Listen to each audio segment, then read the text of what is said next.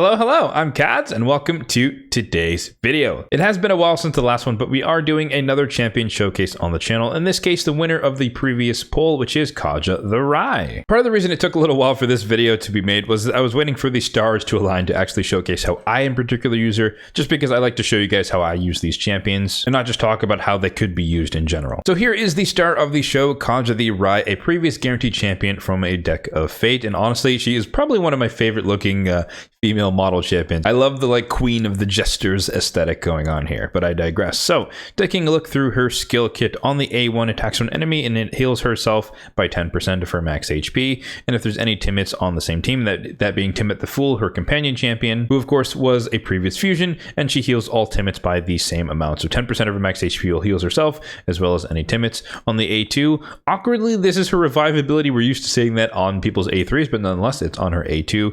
Revives all dead allies, 50% turn meter, 50% HP, increase crit rate, and increase crit damage on them for 2 turns. If she uses this ability while Timmet the Fool is on the same team and dead, it will revive them with full HP and full turn meter, so they're ready to go basically immediately. And then if he's on the team and still alive, so he's not the one who died, it resets the cooldown on one of his abilities, Kegs of Dread, which I believe is the ability that places increase accuracy on all allies and then True Fear on the enemies. And lastly, on the A3, we have a turn meter filled by all allies by 20% and removes 2 random debuffs from each ally, then places block debuffs for 1 turn. Now, I do wish this ability was a little bit stronger, and I do wish this ability was inverted or flipped. Specifically when you go against Torments and stuff, it's kind of annoying that she fills the turn meter, so she applies the freeze, which means she could also freeze herself, and then you don't actually get the cleanse and or the block debuffs. And I do also wish the block debuffs lasted for 2 turns, but I digress. Not every champion can be Elva Autumn Board or something like that, for example. If you have Timmet on the same team, then it is actually a full cleanse, so it's a lot better with Timmet. I mean, all of her abilities are a lot better with Timmet, but nonetheless, I use her typically on her own, so just keep that in mind.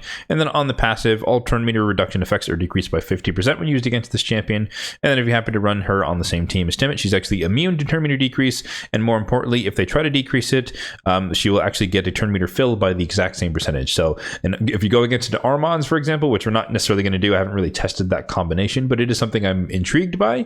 But if Armons is on the enemy team and he tries to deplete her turn meter, he's going to fill it by the amount that she has, which I would believe that would give her an instant turn. Hard to say. I guess he would steal more turn meter overall, so he might cut in. I don't know, haven't tested it, but something I'm thinking about doing in the future. Unfortunately, not for the showcase of this video. And then in the aura, speed in all battles by 90%, so a good aura lead. And then for the blessing, I do have Life Harvest on her. So how did I end up building her on my account? Well, I used Untouchable and Divine Speed. Untouchable is kind of my proxy for 4P Stone Skin, which is probably what most people would build her in. But essentially, I'm just running her as a fast immunity cleanser, and so that's why I have her in the Untouchable. So she's debuff immune for a couple of turns, on top of that also being able to cleanse and place that for 1 turn, and then the speed just helps her go a bit faster. So checking out her total stats here as follows: 76,000 on the HP, 3,500 on the defense, 285 on the speed, so fairly fast, nothing game breaking, and then 608 on the resistance. Of course, we don't want her to get frozen by Torments or stunned or anything or CC'd, and so we have a good chunk of resistance on her 608. When it comes to the masteries, pretty standard for me, at least, coming down the defense and the support tree, because we're indexing into that because she is a support, not a damage dealer.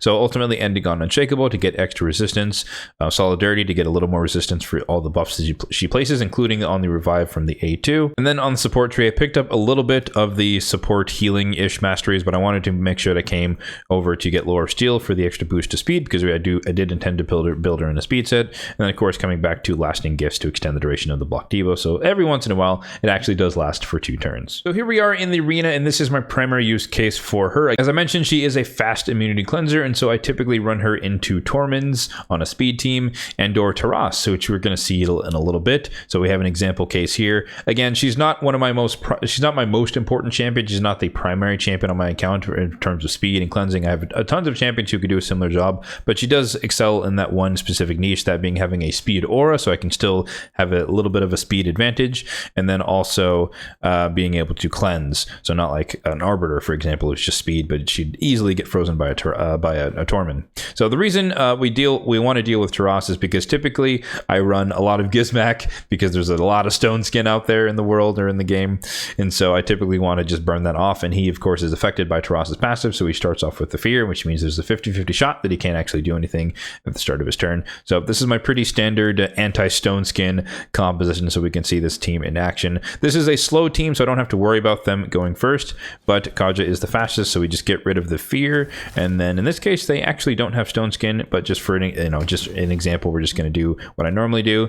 And then AoE attack with Foley, because we are, well, usually that kills the Wukong. That's unfortunate there. I guess we don't have increased attack because we're not running Arbiter, but then Narcisse finished everybody off. So that's typically what I would run against a team with Taras. And in this case, I'm running the Foley because there is a Wukong. Again, I did intend for the AoE attack to kill him there, just get rid of him. So in case there's swift parry or anything else going on in the team, we don't have to worry about him coming back to life and doing things. And the Narcisse is just a generic nuker. Could be anyone on your account, whoever your strongest nuker is.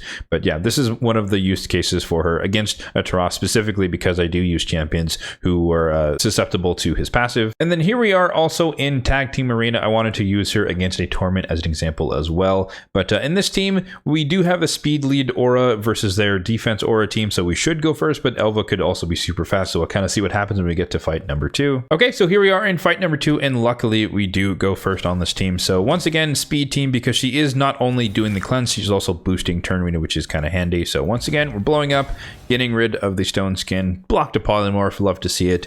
And then Foley comes in with the darn, okay, we hit reaction, unfortunate. But nonetheless, we still kill most of them. So in this case, we're gonna have to deal with spend a little bit more time dealing with Wukong. Not a big deal. But yeah, assuming the Wukong wasn't under reaction, we would have killed him, block revive. Not really a Foley showcase, but maybe we'll put him on the list for next time. But so yeah.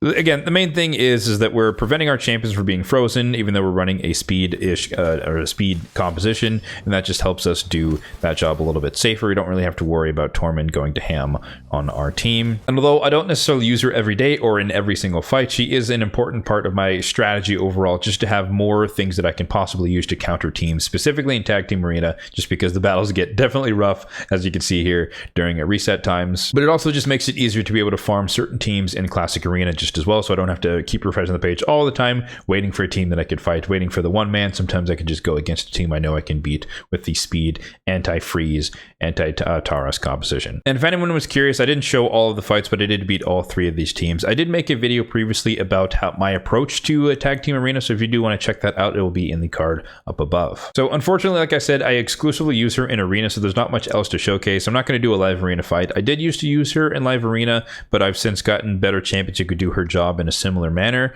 and so I run those champions instead. But I did used to run her just as another reviver who is fast and who could cleanse. So it was nice against Tormund, when Tormund used to be more of a meta pick in live arena. He's kind of fallen back off a little bit, but he's still nice in niche scenarios. But I digress. So obviously she's useful in any dungeon where you need a cleanser. She can work, but she's not on any of my primary teams. She's my reviver for faction wars, of course. That just makes sense. She's definitely not a clan boss champion, so I wouldn't really worry about that. However, you could most certainly use her in Hydra Clan Boss. She's good for like your first starter auto teams because she can kind of keep them running. She can revive, she can heal herself on the A1, so you don't necessarily need like a regen set. And most importantly, she can cleanse every 3 turns, put block debuffs up, which can get rid of true fears, you can get rid of the poisons or whatever. Granted, it's not all debuffs being removed just because of the way her ability works. It's only 2 when Timot's on the same team. But nonetheless, I used to run her just to, on auto teams, just to kind of on like normal or something, just to keep the team running, keep the team revived, and if anything happened to happen there. And then of course she could be used in Doom Tower. I don't think there's any boss where she excels in particular, but if you do need some sort of cleanser for the wave, she can definitely do the job. And then Curse City, same thing. If she fits within the restrictions, then she could just be a support reviver cleanser for your team. So she can be pretty useful in applicable situations in the Curse City. And then for Siege, again, it's arena focused. If there's a Bannerlord's only room, she can be handy for that. But if you have superior Bannerlords, then obviously you're not going to be running her if you have like a Taurus and Marichka, for example. Let me know in the comment section down below what you guys think of her kit and her applicability. And if you do happen to have her, then let me know how you built her and how you happen to use her on your account. As always, if you did find this video helpful, then be sure to hit that like button down below. It really does help out the channel. And if you are enjoying the video, then feel free to subscribe to the channel for more content just like this one in the future. Stay tuned for the next poll on my community tab page asking you guys who you'd like to see during the next champion showcase. Thanks for watching and have a good one.